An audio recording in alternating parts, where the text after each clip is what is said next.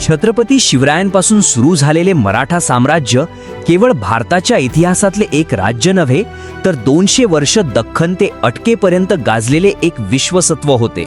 पण आज हेच साम्राज्य पुन्हा चर्चेत का आले आहे?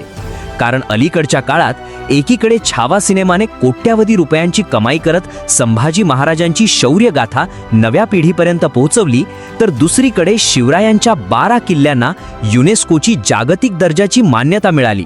या दोन्ही घडामोडी घडल्या फक्त वर्षभरात. नमस्कार, मी आहे तुमचा हिस्ट्री डिटेक्टिव्ह आणि आज आपण जाणून घेणार आहोत की या ट्रेंड मागे नेमकं काय आहे आणि याच सोबत घडलेले वसई किल्ला आणि शनिवार वाड्याचे वाद कसे मराठा इतिहासाची चर्चा पुन्हा तापवून टाकत आहेत.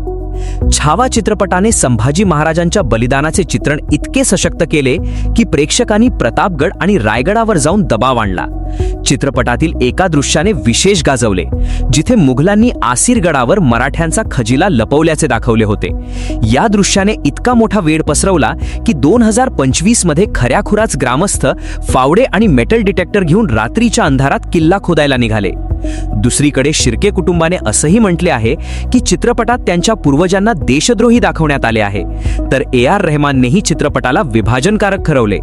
अशा या वादातून एक गोष्ट स्पष्ट झाली की मराठा इतिहास हा फक्त गौरवगाथा नसून त्यात अनेक रहस्ये आणि संवेदनशील मुद्दे आहेत जे आजही तपासून पाहण्याची गरज आहे. चित्रपटाच्या धुमाळीतून बाहेर पडताच एक ऐतिहासिक घोषणा झाली.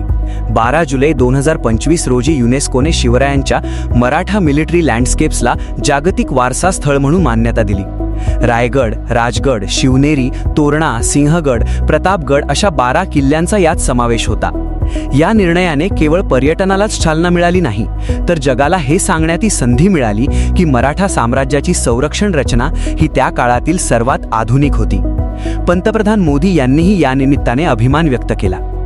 पण ही जागतिक ओळख मिळत असतानाच मराठा इतिहासाशी संबंधित 2 वाद इतके तीव्र झाले की त्यांनी सगळ्यांचं लक्ष वेधून घेतले. वसईचा किल्ला, मराठा साम्राज्याचा एक मोठा वारसा. इथेच मराठ्यांनी पोर्तुगीजांवर निर्णायक विजय मिळवला होता. पण ऑक्टोबर 2025 मध्ये एक व्हिडिओ व्हायरल झाला. एक तरुण छत्रपती शिवाजी महाराजांच्या पूर्ण वेशात किल्ल्यात प्रवेश करण्याचा प्रयत्न करत होता, पण ASIच्या कर्मचाऱ्यांनी त्याला अडवले. कारण तिथे प्री वेडिंग शूट आणि डान्स व्हिडिओ चालले होते. हे मात्र चालले होते.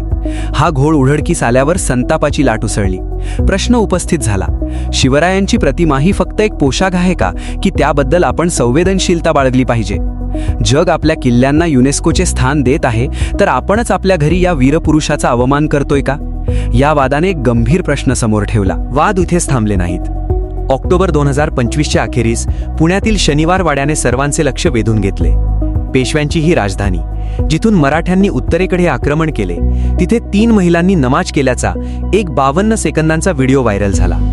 हा व्हिडिओ समोर आल्यावर भाजप खासदार मेधा कुलकर्णी यांनी तीर्थशुद्धी म्हणून गोमूत्र शिंपडून जागा पुन्हा शुद्ध केल्याचा दावा केला. ASIने या प्रकरणी FIR दाखल केली. हा वाद फक्त नमाजपुरता मर्यादित नव्हता, तर मराठा साम्राज्याचा वारसा हा एक धार्मिक स्थान आहे की ऐतिहासिक वास्तू, या प्रश्नावरून राष्ट्रीय पातळीवर चर्चा झाली. मराठ्यांची सहिष्णुता आणि आजचे राजकारण यांची झटापट पाहायला मिळाली.